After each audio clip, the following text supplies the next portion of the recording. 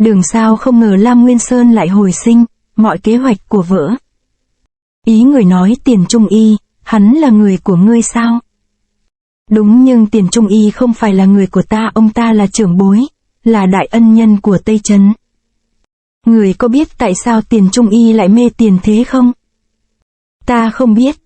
Tiền Trung Y thực ra là anh em kết nghĩa của cha ta, trước khi người vào Tây Trấn, ông vốn là một đại tài chủ, còn cha ta là một tiểu tử nghèo đầy lý tưởng. Nếu không có Nghĩa Thúc giúp đỡ thì cha ta đâu có cơ nghiệp như ngày nay. Nhưng cũng vì vậy Nghĩa Thúc ta trở nên nghèo khó, thế là ông cố sức kiếm tiền, dần dần trở nên mê tiền hơn tính mạng. Đổi lại Tiền Trung Y cũng là chủ của một nửa Tây Trấn. Nếu ông ấy muốn ta có thể giao cả Tây Trấn cho ông ấy. Há gì là một nửa Tây Trấn còn con. Không ngờ Đường Sao khổ công bao năm nay tất cả lại tan tành mây khói chỉ vì một người. Năm xưa Đường Sao đổi tên thành Nghiêm Phân, trà trộn vào Trung Nguyên. Khai môn chính chủ tức cha Lam Nguyên Sơn thấy Đường Sao trung hậu thật thà lại giỏi võ nên thâu nạp vào Tây Trấn. Đường Sao đã lập rất nhiều kỳ công nên được làm đến chức Đông Đường chủ. Dần dần Đường Sao dùng độc mãn tính để ám hại trấn chủ chờ cơ hội lật đổ. Kỳ độc của Đường môn là thiên hạ vô song, các danh y đều phải bó tay, nhưng Đường Sao chưa kịp vui mừng. Lam Nguyên Sơn nghe tin cha bệnh nên trở về làm vỡ kế hoạch của Đường Sao. Lam Nguyên Sơn võ công cao cường lại xử trí anh minh lên Tây Trấn ngày một đi lên. Sau khi cha chết Lam Nguyên Sơn lên làm trấn chủ, Đường Sao lại càng khó có cơ hội hạ thù. Đường Sao lại tiếp tục bỏ thuốc vào thức ăn nước uống của Lam Nguyên Sơn để ông dần mất đi lý trí. Lam Nguyên Sơn bị trúng độc ngày càng nặng, cả Tiền Trung Y cũng không biết nguyên nhân. Sau đó Lam Nguyên Sơn cứu được Vô Tình, Đường Sao nghĩ ra kế mượn đao để giết người. Đường Sao cho người mua chuộc Tiền Trung Y để cùng thực hiện kế hoạch của mình. Trừ khử cả Lam Nguyên Sơn và Vô Tình. Lam Nguyên Sơn biết chuyện rất nổi giận. Quyết ý tương thế tựu kế. Bên ngoài thì giả vờ chấp nhận phương pháp trị thương của Tiền Trung Y. Bên trong thì ngấm ngầm phối hợp với Vô Tình thực hiện kế hoạch. Theo tính toán của Nghĩa Thúc, 9 huyệt vị phát tán hắc khí đều gần chỗ độc phát tán. Chỉ cần ám khí của Vô Tình huynh có một cây trạch mục tiêu thì làm trấn chủ yên tâm, ám khí của Vô Tình lần này sẽ rất là chính xác. Vô Tình huynh cũng phải cẩn thận, làm mỗ khi cuồng tính trỗi dậy chỉ sợ ngộ thương huynh. Tiền tiên sinh đã tìm ra phương pháp lưỡng toàn, khi tôi phòng ám khí tôi cũng sẽ đánh vào huyệt thiên trụ, huynh sẽ hôn mê ngay lập tức. Với thủ pháp của tôi thì sẽ không ai thấy được sơ hở, chỉ biết huynh đã tán mạc mà thôi. Được Vô Tình huynh giúp đỡ chắc chắn sẽ vạch mặt kẻ gian xem hắn là thần thánh phương nào. Hóa ra là ngươi, điều làm ta kinh ngạc nhất là dã tâm và thủ đoạn của ngươi. Sớm biết thế này thì ngay từ đầu phải quyết đoán hơn, đưa ngươi về chầu trời từ lâu rồi. Không ngoài dự đoán cha ta là do ngươi hại. Bao nhiêu ân oán cứ tính cả đi. Cái mạng của người chưa đủ đền món nợ này đâu, cho ngươi chầu Diêm Vương xong ta sẽ tìm đường nôn tính sổ. Ngươi sẽ không bao giờ gặp được môn chủ của ta đâu. Tại sao? Vì ngươi cũng tạo một sai lầm, đó là không lập tức giết ta. Đường Sao vận nội công và độc công tự đánh vỡ đầu mình, máu thịt biến thành độc tiễn văng tứ phía. Hả? Lam trấn chủ. Lam Nguyên Sơn không kịp đề phòng độc lực xâm nhập vào cơ thể ông, hôn mê ngay tức thì. Ông đã không thể nào vận công khử độc, chỉ còn nằm chờ chết. Lúc này trận chiến ác liệt ở Tập Giang Trang vẫn đang tiếp diễn. Kiếm dài mà mềm, đao ngắn mà cứng. Lãnh Huyết không có vũ khí thích hợp, thực lực chắc chắn sẽ giảm. Nhưng dù sao vẫn đỡ hơn là tay không đối địch với Thất Hồn đao pháp. Lãnh Huyết đã không còn sự lựa chọn. Xin lỗi là ta bị ép buộc. Tập trang chủ không cần phải xấu hổ, tôi cũng không oán trách đâu, vì trận chiến chưa kết thúc thì chưa biết ai thắng ai bảo. Đến nước này mà ngươi vẫn hy vọng thắng ta à? Chuyện quyết định thắng thua không còn dựa vào thực lực cao cấp nữa mà xem ai độc ác hơn. Chết, cố nhiên ta không muốn nhưng cũng không sợ, còn trang chủ. Ta rất là sợ chết, vì vậy đành phải cho người chết. Thất Hồn đao pháp, thiên quỷ lộng xảo. Tình thế cấp bách, Lãnh Huyết đành phải dùng đao thay kiếm. Vô danh kiếm pháp, 7 đường cuối cùng. Lãnh Huyết bị bức thối lui ra sau. Vô danh kiếm pháp. Tốc độ của vô danh kiếm pháp nhanh gấp đôi, uy lực kinh người nhưng vì đau nặng nên khó chuyển thế. Lãnh Huyết không học dùng đao nên tình thế rất nguy kịch. May mà chàng vẫn còn chiêu cuối cùng. Thì ra chiêu cuối cùng của Lãnh Huyết là cùng chết với địch. Tập Tiếu Phong lại không muốn chết, Lãnh Huyết đã lợi dụng lúc đó để đoạt lấy kiếm. Cách này không bảo vệ người được mãi đâu. Tập Tiếu Phong lập tức vung đao ra chặn đường. Tá thị hoàn hồn. Ha, cơ hội đến rồi. Vô danh kiếm pháp. Cứ việc xông vào đây. Nhưng thanh đao không thể phát huy hết tác dụng của kiếm chiêu. Những kiếm chiêu đều bị thất hồn đao pháp hóa giải. Lãnh Huyết nạp mạng đi.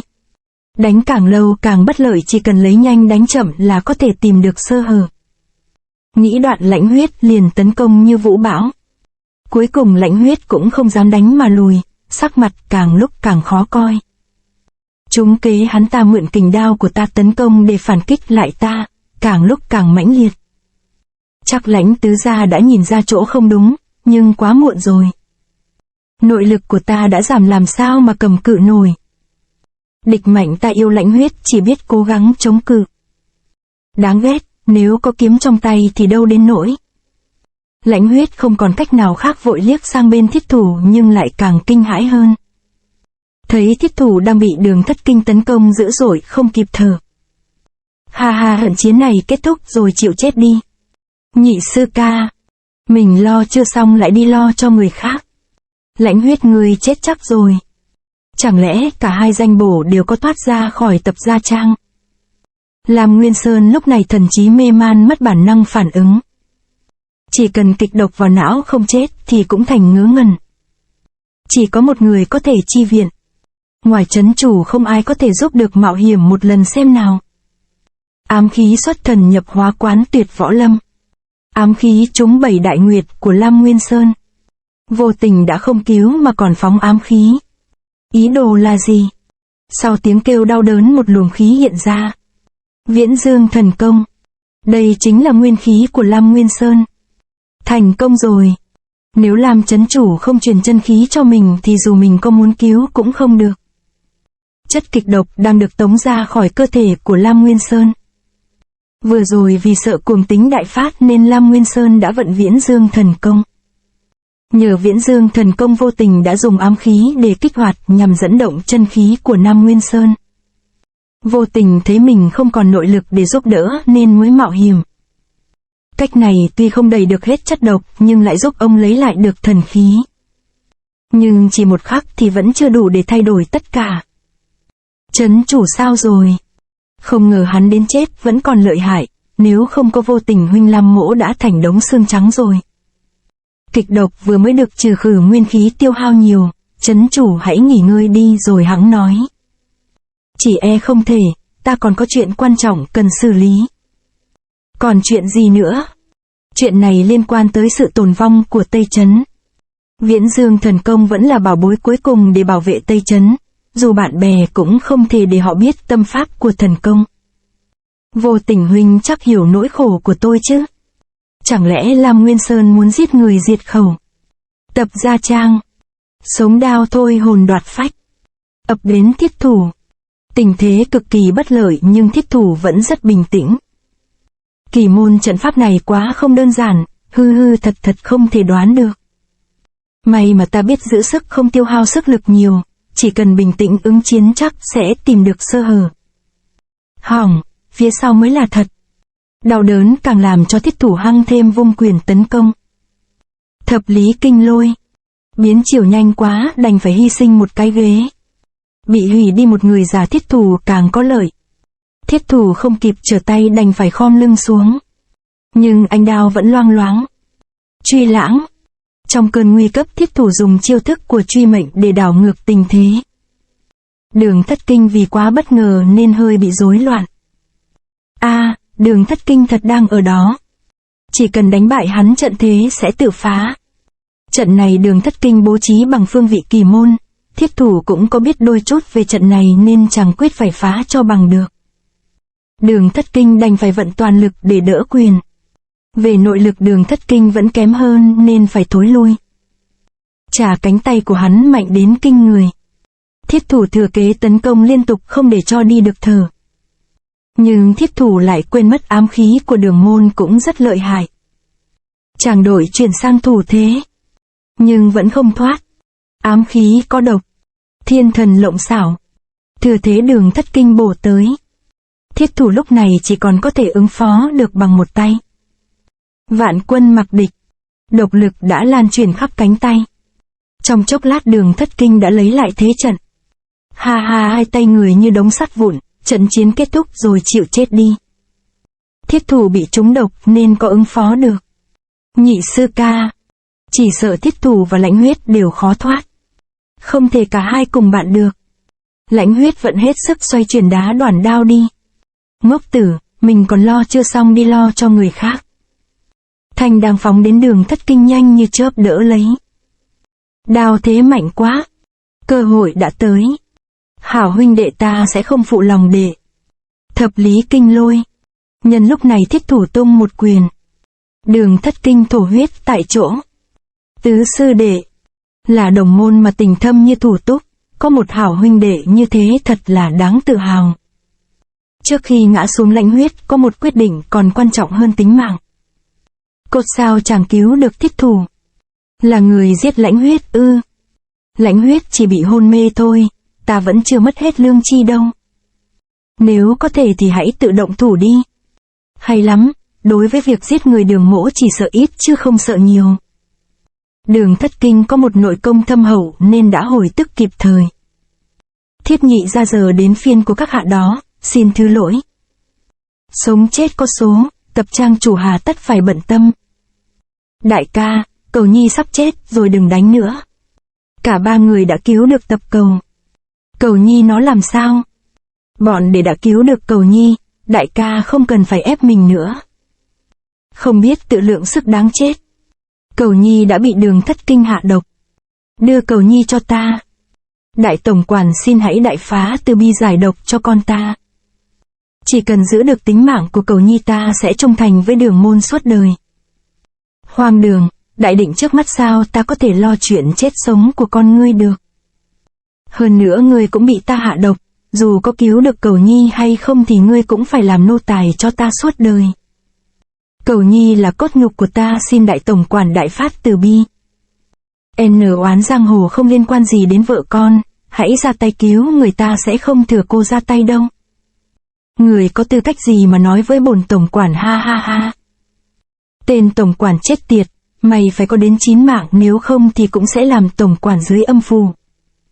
Tập Tiếu Phong cầu xin chỉ là cái cớ để tập kích, chẳng lẽ ông không thiết đến tính mạng của con mình sao? Đao này lấy mạng Đường Thất Kinh, nhưng đồng nghĩa với mạng cha con Tập Tiếu Phong cũng mất. Đường Thất Kinh người tiêu rồi. Kịch độc của Đường môn chỉ có Đường nôn mới giải được, ta chết thì cha con ngươi cũng chết. Ngươi nên lo chuyện sau khi xuống địa ngục sẽ lên núi đao trước, hay xuống chảo dầu trước thì hơn. Đại giang hùng Đường Thất Kinh cuối cùng cũng có kết cục này. Đường Thất Kinh chết không nhắm mắt thật đúng là quả báo.